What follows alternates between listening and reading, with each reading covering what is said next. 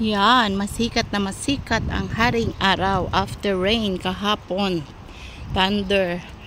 At yan, konting baha. But thank God ngayon is maaraw. Talagang calamity change, no? Nagbabago-bago na talaga ang panahon. Nawa na ang tao ay hindi magbago ang kanyang pananampalataya sa ating Panginoon. Nag-on tayo no matter what.